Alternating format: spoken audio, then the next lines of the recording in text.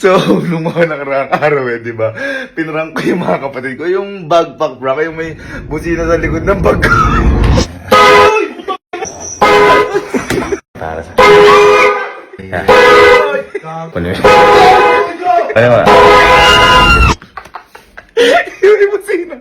Ngayon, kinonta ko ulit yung tropa ko na gumawa na. Sabi ko, gawin niya ako ng mas malakas doon. Yung talagang parang tulog, bus o tulog, tren na yung busina. Yung busina. Ngayon, tapos na daw, paprangke ko kasi ulit yung mga kapatid ko kasi matindi yung reaction nila eh. Kung dati, nagulat ko yung kaluluwa nila. Ngayon, tatanggalin ko na talaga yung kaluluwa. Pero, bago ko ipaalam sa inyo kung paano ko sila gugulatin yun, tingnan muna natin kung talaga nakakagulat yung ginawa ng tropa ko ngayon. Puntahan muna natin kasi na-excite ako. Sobrang nakinig. Hindi, yan na nga yung pang ano, yung pang trend. Dati na tayo. Ayun, haba na.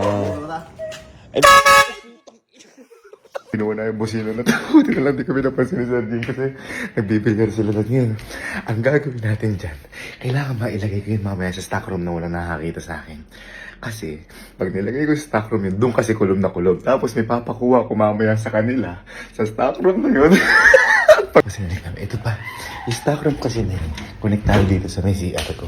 Ayan, ito yung bintana. Tapos nasa likod niyan yung stock room. Yan, ayun yung stock room. Ngayon, dito ko ilalawit yung wire. Tapos, etong salamin na yan, hindi ako nakikita niya kapag Okay, so nakapasok na ako dito sa stock room. Nilagyan natin dito to. Sabi na may bibili kasi doon. Kailangan itong wire na to. Mapalusot natin doon. Ayun yung siya. Hindi na naman tayo yung pot-pot. Mukha lang maliit yan, pero malakas pa sa busina ng truck. Tapos ito yung bitag natin, yung mga palayok. Kunyari, ito yung papakuha natin. Dito, para malapit sila. Ito yung bitag. Okay, so nalagay na natin yung mga palayok. Ayun yung bitag, para malapit sa may busina. Bakit tagal mo sagutin? Hindi ko naman tumatawag Ayun, tumatawag ako. Isa lang, hindi ko na... Alam mo nga, kunin mo nga yung kuha ka ng mga kahit 6 na palayok sa storage room. Nasa gawidon kasi yun yung i-content natin ngayon. Ano na palayo? Oo, yung palayok, kuha ka sa storage room. Okay. Ngayon na, ngayon na.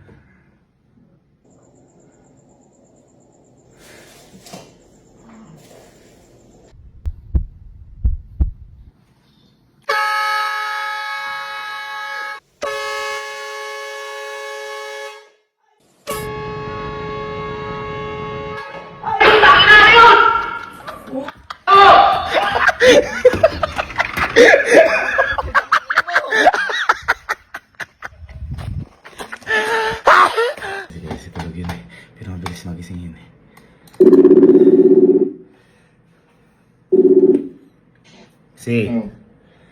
Lika magbablog na tayo. Kunin mo yung kahit 6 na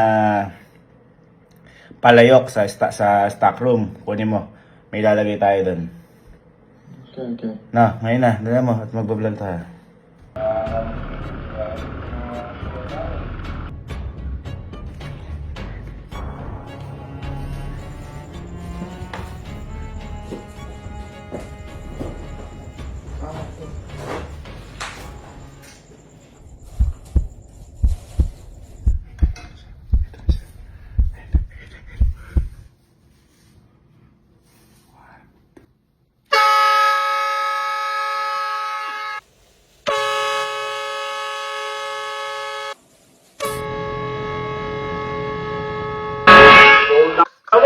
Gago ka.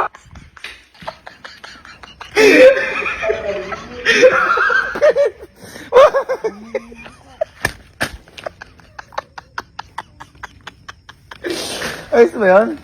Ha? Bakit? Sa tenga. Kulog pa man din doon. Sir, may nakalimutan pa ako.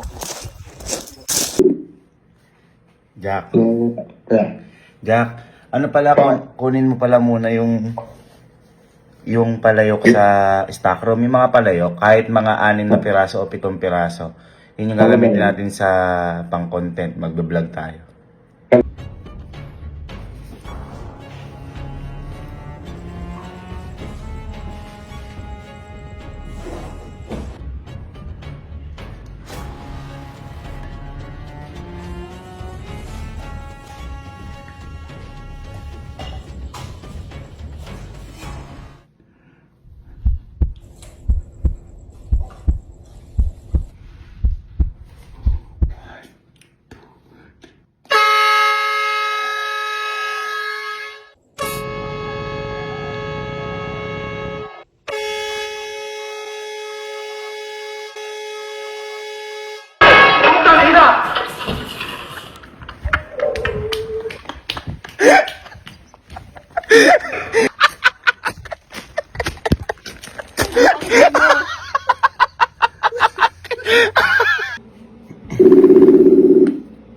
Hello? Yeah. Bago tayo mag-inom, kunin mo na muna yung ano. Andun yung palayok sa sa stock room. Kahit mga 7 palayok.